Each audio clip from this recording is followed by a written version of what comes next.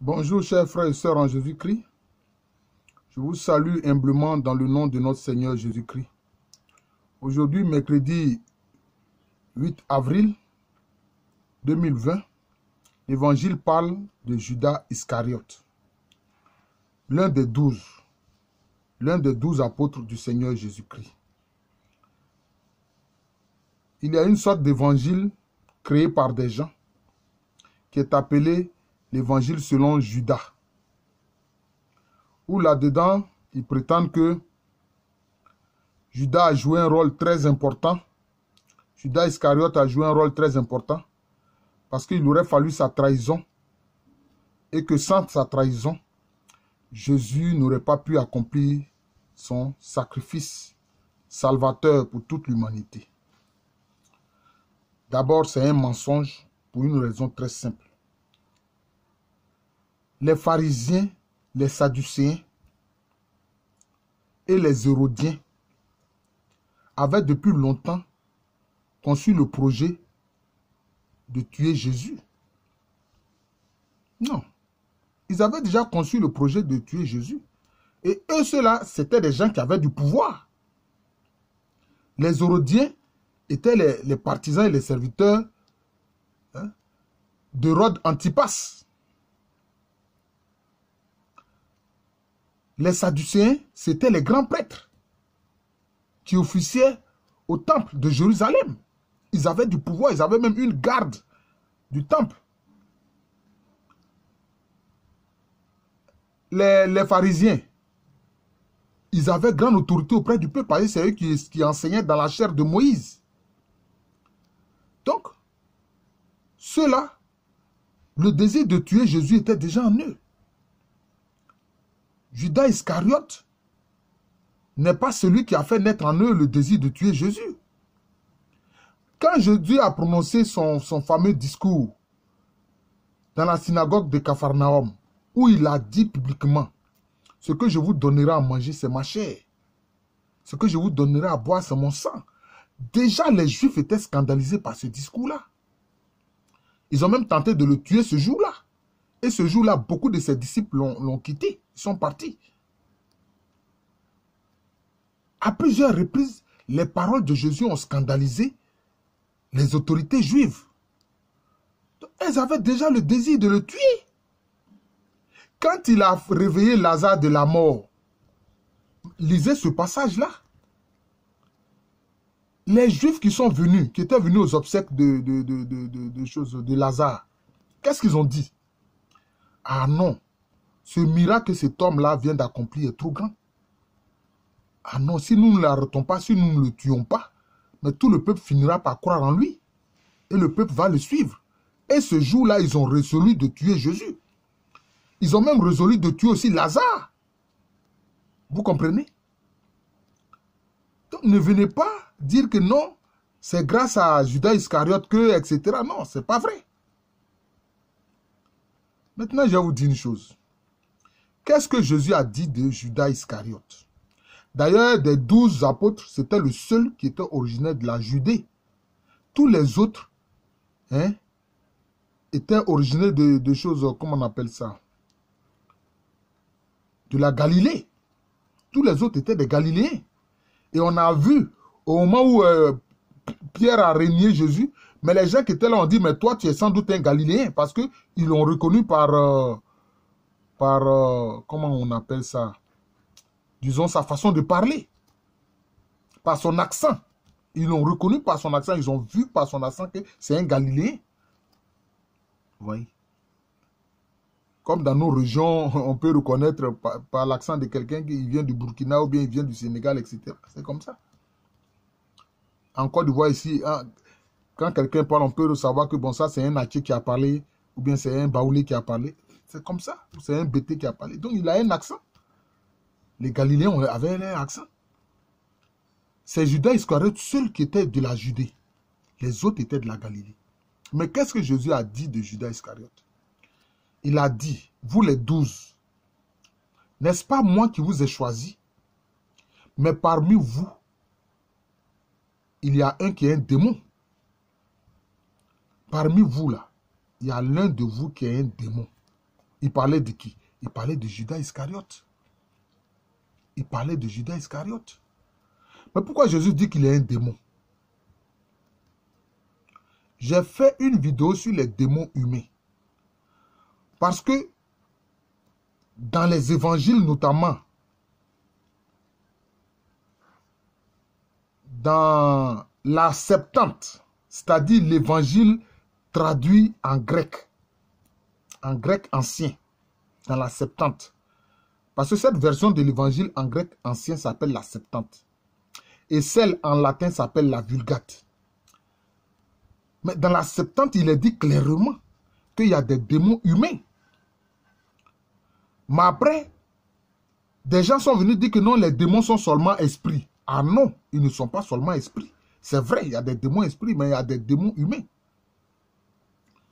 C'est pour ça que j'ai fait une vidéo sur les démons humains. Oui.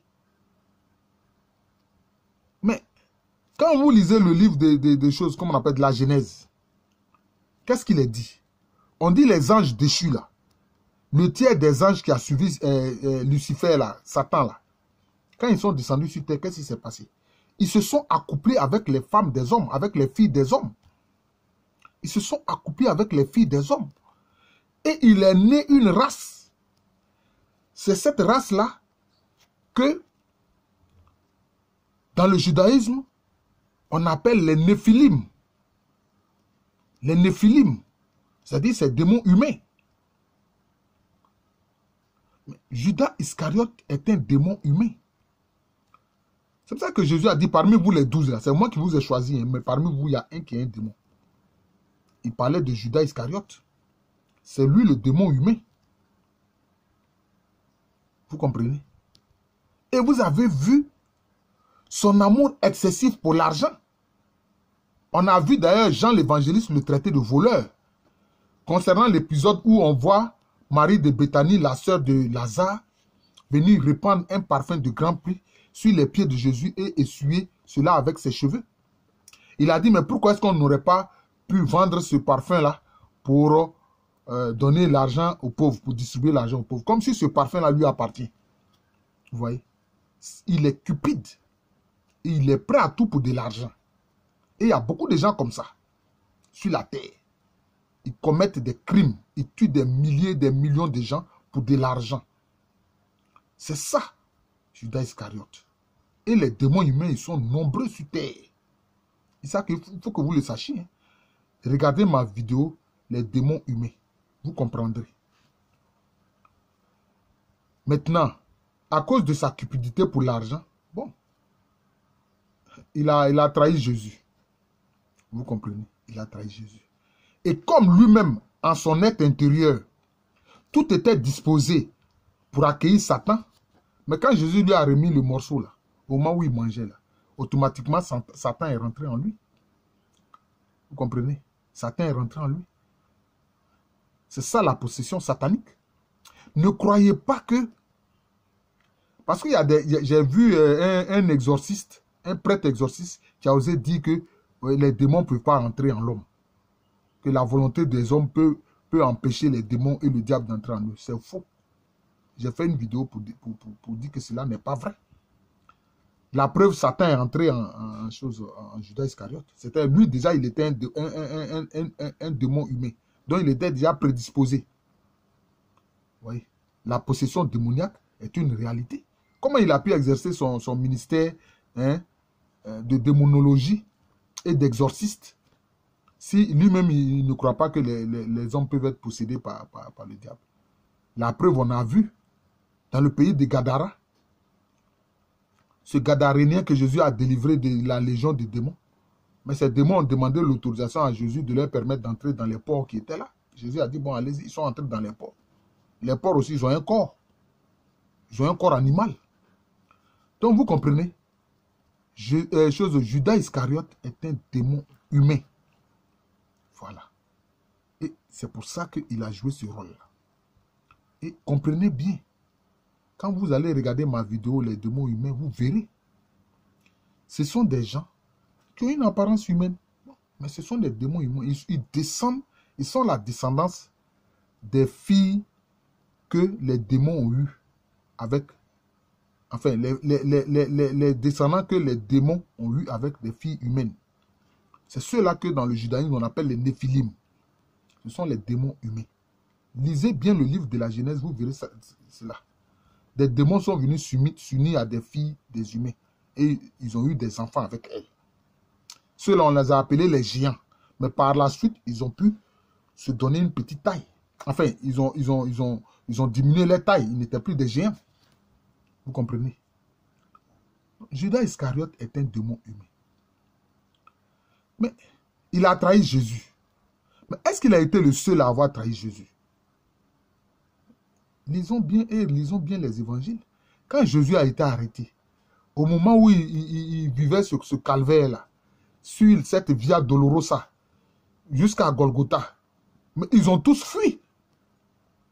Ils ont tous fui. Tous les apôtres là, les 11 là, ils ont fui.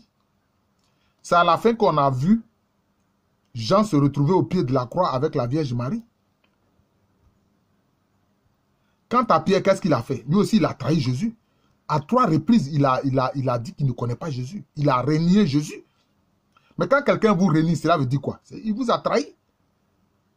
Pierre aussi a trahi Jésus. Il a pleuré amèrement, mais lui, il a compté sur la miséricorde de Jésus. Il a regretté. Il a regretté. Judas Iscariote aussi a regretté son acte. Mais comme lui, il n'a pas cru en la miséricorde de Dieu. Il n'a pas cru en la grâce du Seigneur Jésus-Christ. Il a pensé que son suicide va compenser l'acte qu'il a fait. Non.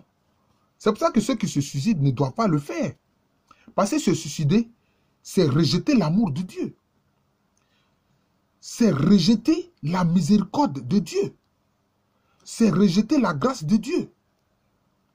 C'est ne pas faire confiance à la bonté incommensurable de Dieu. Non.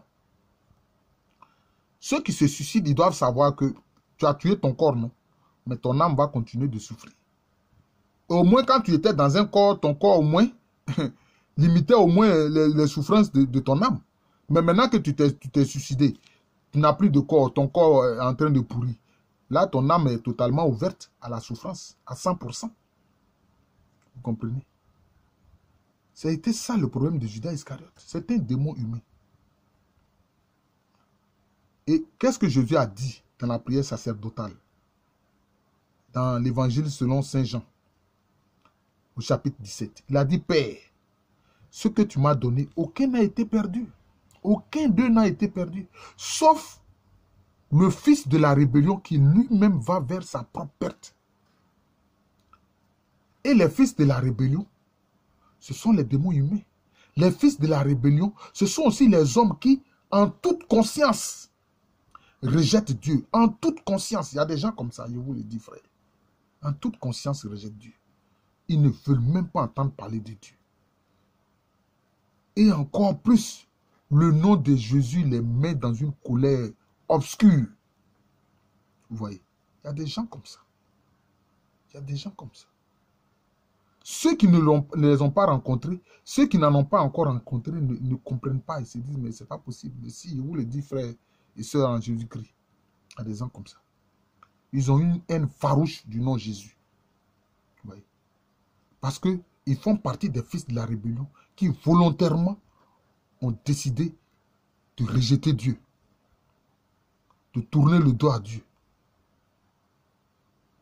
de se rebeller contre lui. C'est ceux-là les fils de la rébellion. Et Judas est l'un d'eux. Comme si sa mort, son suicide, va le libérer de l'acte mauvais qu'il a posé. Oh non.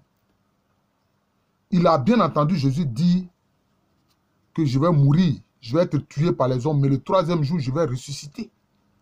S'il avait attendu la résurrection de Jésus-Christ, il aurait vu la miséricorde de Jésus-Christ. Il aurait vu la grâce incommensurable de Jésus-Christ. Il aurait vu la bonté incommensurable de Jésus-Christ. Pierre a attendu et il a vu cette bonté incommensurable. Il a vu le pardon de Jésus-Christ. Il a vu la miséricorde de Jésus-Christ. Vous voyez? Donc, c'est ça. Les Juifs voulaient déjà tuer Jésus. Les pharisiens et les sadducéens voulaient déjà la mort de Jésus. Judas, c'est parce qu'il est un démon humain. Jésus a dit, il dit, vous les 12, n'est-ce pas moi qui vous ai choisi? Et pourtant, parmi vous, il y a un qui est un démon. Je vous remercie.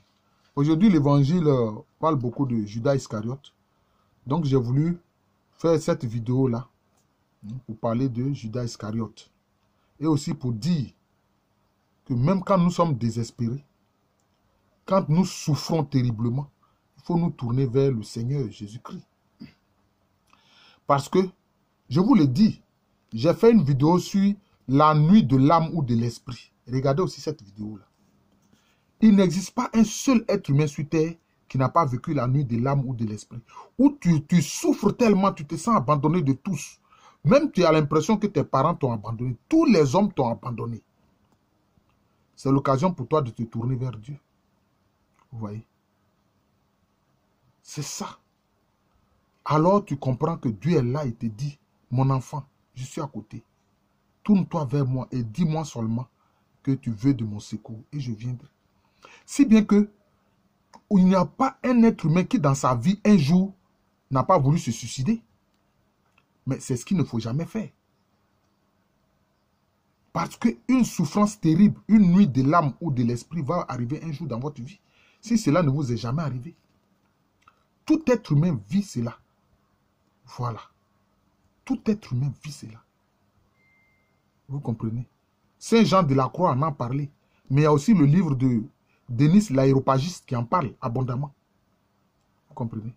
Alors, vous tournez vers Dieu et Dieu, alors, est votre secours. Vous voyez, vous comprendrez alors à partir de ce moment que votre seul secours, c'est le Seigneur. Voilà. C'est pour ça que j'aime bien cette phrase. Notre secours est dans le Seigneur qui a fait le ciel et la terre. C'est le seul qui a eu secours. Ce n'est pas un être humain. Si un être humain est venu avoir le secours, c'est que Dieu l'a utilisé pour cela. Sinon, c'est comme ça. C'est Dieu seul qui est notre secours. Oui. Il n'y a aucune personne qui un jour n'ait vécu la nuit de l'âme ou de l'esprit. S'il ne l'a pas vécu, un jour viendra où il va vivre cela. Mais il doit se tourner alors vers le Seigneur. Moi, ça m'est arrivé. J'ai vécu la nuit de l'âme. J'ai pensé au suicide. Mais ce jour-là, j'ai vu que le Saint-Esprit est venu en moi. J'étais là. Et puis ce jour-là, curieusement, j'ai transpiré abondamment. Et j'ai senti comme un souffle, une fraîcheur qui pratiquement a fait fondre la chaleur que j'avais. Et puis mon cœur a été apaisé. Et je me suis endormi. Je me suis endormi. Quand je me suis réveillé, je n'ai même plus pensé au suicide. C'était fini. Je n'ai plus pensé à cela. J'ai compris que ce jour-là, le Saint-Esprit est venu à mon secours. Le souffle du Saint-Esprit, la roua est venue à moi. Et m'a libéré de cet esprit du suicide-là. Vous voyez. Donc c'est ça. Judas Iscariote a donné un mauvais exemple par son suicide. Je vous remercie. Je suis le frère Jean de l'amour de Jésus. C'est mon nom spirituel. Et à l'état civil, je suis le professeur Alou Kwame René. Je ne manque jamais vers la fin de mes vidéos de vous dire sur cette chaîne YouTube de moi, Jean de l'amour de Jésus. Cliquez sur le Sacré-Cœur de Jésus qui est dans le cercle et vous aurez à disposition toutes les vidéos qui y sont. Et partagez-les. Merci encore. Bonne semaine sainte. Bonne semaine sainte. Ce n'est pas facile avec cette question du Covid-19 qui fait que vraiment, nous ne pouvons pas faire la célébration comme il faut. Oh, vraiment. Ok. Merci encore et bonne semaine sainte. Bonne journée à tous.